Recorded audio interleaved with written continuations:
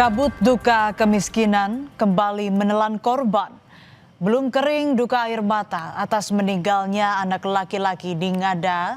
Tragedi itu kembali terjadi di Kendari, Sulawesi Tenggara.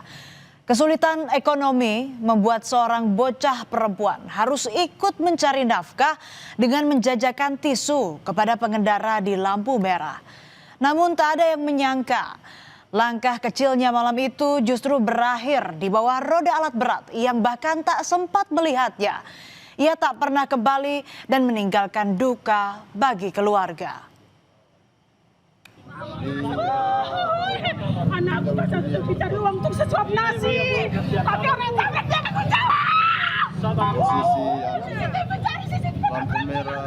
Aspal basah di perempatan lampu merah PLN Wuawua Kendari pada Kamis 29 Januari malam menjadi saksi bisu tragedi memilukan. Seorang bocah perempuan mengembuskan nafas terakhirnya. Tangis histeris sang ibu memecah malam. Hatinya hancur memeluk raga anaknya yang sudah tak bernyawa. Di sela isak yang mengguncang dada, terucap kalimat yang membuat siapapun yang mendengar ikut terluka. Saya suruh dia pergi jual tisu karena kami mau makan, sudah tidak ada nasi.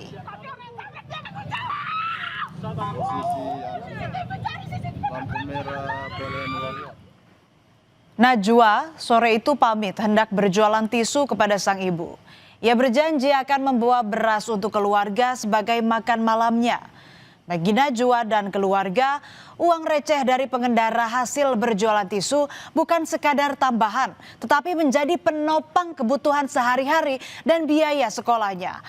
Ekonomi keluarga sulit memaksa Najwa ikut membantu orang tua untuk mencari nafkah. Di bawah guyuran hujan di Kamis malam, ia tetap berdiri sambil menjajakan tisu di tengah dingin yang menusuk. Namun malam itu tak ada beras. Najwa telah tiada. Ia tertabrak alat berat yang tengah melintas. Ini bukan hanya kecelakaan lalu lintas, saudara. Najwa menjadi potret getir tentang anak-anak yang terpaksa bekerja di jalan demi bertahan hidup. Angkat sapu pangku begini, anak saya sampai menangis. Ya Allah, kenapakah orang miskin tak pernah dilihat? Sesuap nasi saja, seliter beras saja tidak bisa kita dapat untuk makan. Ya Allah, kenapa begini? Ya Allah, hanya untuk mencari beras anakku dia rela pertaruhkan nyawanya di lampu merah. Kematian Najwa seakan petir di siang bolong. Kabar kematian Najwa diketahui sang ibu di malam hari. Salah satu anaknya berlari menuju rumah membawa kabar duka. Saudaranya sudah tiada. Sang ibu mempercepat langkah menuju jalan raya tempat sang anak selalu berjualan tisu bersama saudaranya. Tangisnya tak bisa terbendung saat melihat tubuh kecil sang anak telah tergeletak di aspal tak bernyawa. Kecelakaan di lampu merah PLN Wuawua. Awalnya sang ibu menduga anaknya menjadi korban tabrak lari. Namun usai dilakukan pengecekan oleh polisi dan memeriksa sejumlah saksi, diketahui korban tewas akibat tertabrak alat berat. Dari CCTV di lokasi terlihat sebuah alat berat jenis loader menuju atau melaju saat malam peristiwa terjadi. Korban sempat dibawa ke Rumah Sakit Bayangkara Kendari, namun nyawanya tak tertolong. Anakku masa cari uang untuk sesuap nasi. Setelah melakukan penyelidikan, polisi menangkap penabrak korban. Pelaku ditangkap di Kelurahan Anawai, Kecamatan Wuawua, Kendari. Saat ini pelaku masih menjalani pemeriksaan intensif untuk mendalami kronologi kejadian dan memastikan unsur-unsur dalam peristiwa kecelakaan tersebut.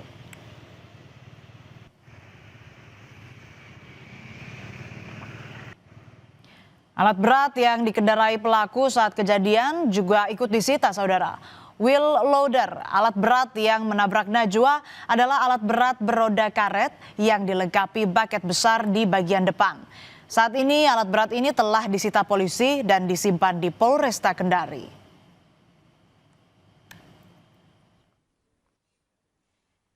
Beberapa Indonesia Malam, kita saudara, pertama kalinya salinan dan ada satu petunjuk yaitu CCTV, di mana dari CCTV tersebut kita dapat melihat pada saat kejadian memang benar bahwasannya loader tersebut melintas di TKP. Besok kami Satlantas Polres Kendari akan melaksanakan gelar perkara untuk meningkatkan statusnya dari penyelidikan ke penyidikan. Terima kasih Allah, terima kasih. Peristiwa ini menyentuh banyak hati, termasuk Gubernur Sulawesi Tenggara Andi Sumangeruka. Ia merasakan duka mendalam atas peristiwa ini. Bersama jajarannya, Andi berkunjung ke rumah Najwa sambil membawa sejumlah bantuan untuk kebutuhan sehari-hari. Di rumah sederhana itu, semua kesedihan sang ibu terkuak. Kemiskinan yang mereka derita memaksa sang anak turun ke jalan untuk membantu mencari nafkah. Gubernur menyebut akan memfasilitasi pekerjaan bagi orang tua korban serta membantu renovasi rumah. Ia juga meminta pemerintah kabupaten dan kota untuk memastikan bantuan sosial tepat sasaran bagi warga yang membutuhkan. Tidak serabutan ya. Jadi kita menghimbau ke depan karena ada anaknya 7. Maka kita himbau supaya tidak melakukan lagi membiarkan anaknya jualan di pinggir jalan karena resikonya. Para desa, para Pak Lurah, tolong dilihat masyarakatnya ya, dan diyakinkan bahwa bansos itu tepat sasaran. Di rumah inilah Najwa, bocah kelas 4 SD ini tinggal bersama orang tua dan ke-6 saudaranya. Kondisi rumah jauh dari kata layak untuk dihuni 9 orang anggota keluarga. Tak hanya kondisi rumah, kondisi ekonomi keluarga korban pun sangat terbatas. Ayahnya bekerja serabutan, sementara sang ibu tidak memiliki pekerjaan tetap. Hal inilah yang memaksa sang anak akhirnya ikut bekerja membantu orang tua untuk memenuhi kebutuhan keluarga walaupun resiko mengancam keselamatan mereka. Ditambah keluarga korban juga tak tersentuh bansos dari pemerintah karena adanya kendala administrasi dari data kependudukan. Menurut temannya dia itu, kalau menurut sebetulnya ekonominya sangat susah, apalagi sejak saya tidak dapat bantuan dari PKH karena memang kartu keluarga saya katanya bermasalah, KTP keluarga saya bermasalah. Jadi sejak itulah saya tidak pernah dapat apa-apa. Jadi saya kalau istilahnya makan hanya untuk makan saja. 1 liter beras itu kadang tidak cukup. Kematian Najwa menjadi tamparan keras bagi sistem perlindungan anak dan jaminan sosial di daerah. Kemiskinan ekstrim memaksa anak di bawah umur turun ke jalanan demi kebutuhan pokok untuk keluarga. Kini Najwa telah pergi. Ia meninggalkan pesan terakhir perjuangan melawan lapar yang berakhir di bawah roda alat berat. 2 anak di Kendari dan Ngada, Nusa Tenggara Timur meninggal dalam kondisi yang seharusnya tidak terjadi, saudara. Di Ngada, seorang anak berusia 10 tahun mengakhiri hidupnya karena tekanan kemiskinan yang terlalu berat bagi tubuh dan jiwanya. Di Kendari, korban tidak memilih jalan itu. Namun, kemiskinan yang sama telah merenggut hidupnya secara paksa.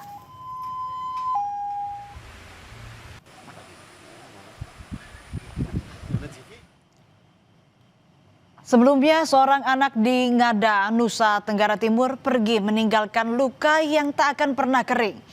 Dengan sepucuk surat yang berisi pesan memilukan. Surat terakhir untuk mama. Di atas kertas kusam, jemari kecilnya menorehkan kalimat untuk sang mama untuk terakhir kalinya. Surat yang berisi pesan cinta sekaligus pesan perpisahan kepada sang mama. Ia meminta agar mama tak menangis dan merelakan kepergiannya. Sebelum mengakhiri hidupnya, korban diketahui sempat meminta uang Rp10.000 untuk membeli buku dan pena kepada ibunya. Namun mendapatkan uang Rp10.000 bukanlah hal mudah bagi sang ibu yang bekerja sebagai petani dan pekerja serabutan. Uang Rp10.000 sangat sulit. Dengan keterbatasan, ia harus membiayai 5 orang anaknya.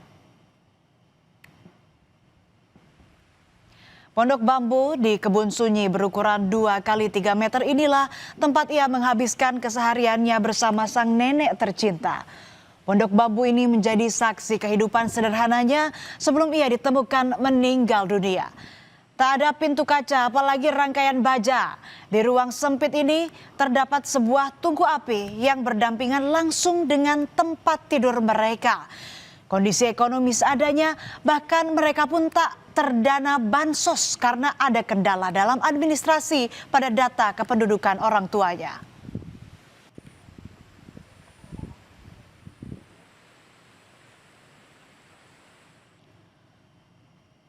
Peristiwa yang dialami bocah di Ngada ini membuat Gubernur NTT marah. Seorang siswa kelas 4 SD mengakhiri hidupnya karena dipicu persoalan ekonomi menjadi tamparan bagi negara. Di depan jajaran pemerintahan NTT, ia murka. Ia menyebut tragedi kemanusiaan ini terjadi sebagai kegagalan pemerintah menciptakan sistem perlindungan sosial bagi warganya.